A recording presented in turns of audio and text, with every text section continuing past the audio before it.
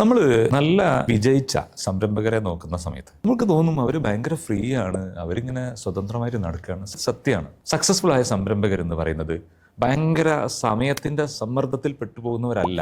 അവർക്ക് വ്യായാമം ചെയ്യാനും ജിമ്മിൽ പോകാനും ആരോഗ്യം സംരക്ഷിക്കാനും ഒക്കെ സമയമുള്ളവരാണ്. അങ്ങനെ അവർക്ക് സമയം ഉണ്ടാവാൻ കാരണം അവരുടെ വ്യക്തിപരമായി അവരനുഷ്ഠിക്കുന്ന ചില ശീലങ്ങളാണ്, ചില പ്രത്യേകതകളാണ്. ഒന്ന്, അവര് കൃത്യമായിട്ട് പ്രയോറിറ്റൈസ് ചെയ്യും. എന്തൊക്കെയാണ് ചെയ്യേണ്ട കാര്യങ്ങളെന്ന് തീരുമാനിക്കും. ഓരോ ദിവസം ചെയ്യേണ്ട കാര്യങ്ങൾ ഒരു ഡു ലിസ്റ്റ് എന്നൊക്കെ പറഞ്ഞ് ആ ലിസ്റ്റിന്റെ അടിസ്ഥാനത്തിലാണ് അവർ കാര്യങ്ങൾ ചെയ്യുന്നത്. രണ്ടാമത്തെ കാര്യം എന്ന് പറയുന്നത് അവർ ഏൽപ്പിക്കേണ്ടവരെ കാര്യങ്ങൾ ഏൽപ്പിക്കും. ഡെലിഗേറ്റ് എന്ന് പറയും. ഡെലിഗേഷൻ എന്ന് പറയുന്നത് നമ്മൾ കൃത്യമായിട്ട് ചെയ്താൽ മാത്രമേ നമുക്ക് ഏത് സ്ഥാപനവും നല്ല രീതിയിൽ മുന്നോട്ട് കൊണ്ടുപോകാൻ പറ്റൂ. സക്സസ്ഫുൾ സംരംഭകൻ എന്ന് പറയുന്നത് അദ്ദേഹം ഒരു മാസ്റ്ററാണ് ഈ ഒരു വിഷയത്തിൽ. ആരെ എന്ത് എങ്ങനെ ഏൽപ്പിക്കണം എന്ന വിഷയത്തിൽ. അത് രണ്ടാമത്തെ പ്രത്യേകത ആണെങ്കിൽ, മൂന്നാമത്തെ പ്രത്യേകത എന്ന് പറയുന്നത് ജീവിത ചിട്ടകളുള്ള ആളാണ്. ഒരു കൃത്യമായൊരു സമയത്ത് എണീക്കുന്ന ആളാണ്. രാവിലെ എഴുന്നേൽക്കുന്ന സമയത്ത് അദ്ദേഹം രാവിലെകളിൽ അവൈലബിൾ ആയ പ്ലാറ്റിനം ടൈം, അദ്ദേഹം അതിന്റെ ഉടമസ്ഥൻ കൂടിയാണ്. രാവിലെ നമ്മൾ എഴുന്നേൽക്കുന്ന സമയത്ത് on your morning and elevate your life എന്ന് പറയാറുണ്ട്. രാവിലെ നമ്മൾ ഉടമസ്ഥനാണെങ്കിൽ, രാവിലത്തെ സമയം നമ്മുടേതാണെങ്കിൽ നമ്മുടെ ലൈഫ് ഉയരുന്നു. അങ്ങനെ ആ കൂട്ടത്തിൽ പെടുത്താവുന്ന ആളാണ് തീർച്ചയായും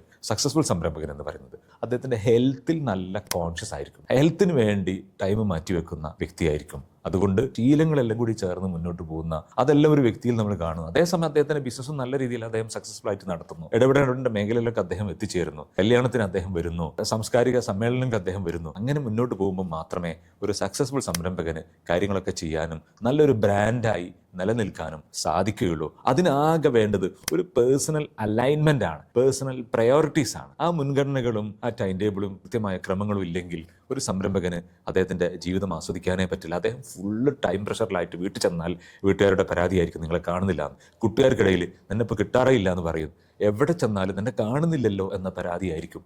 പക്ഷേ സക്സസ്ഫുൾ ആയ സംരംഭകന് ആർക്കും ഇങ്ങനെ ഒരു പരാതിക്കും സാഹചര്യം കൊടുക്കാതെ എല്ലാവരും തൃപ്തിപ്പെടുത്തി നല്ല രീതിയിൽ മുന്നോട്ട് പോകും. അതേസമയം അദ്ദേഹത്തിന്റെ പ്രയോറിറ്റീസ് ഒക്കെ അദ്ദേഹം ചെയ്യുകയും ചെയ്യും. അങ്ങനെ ആയിരിക്കട്ടെ നമ്മളും എന്ന് ആശംസിക്കുന്നു.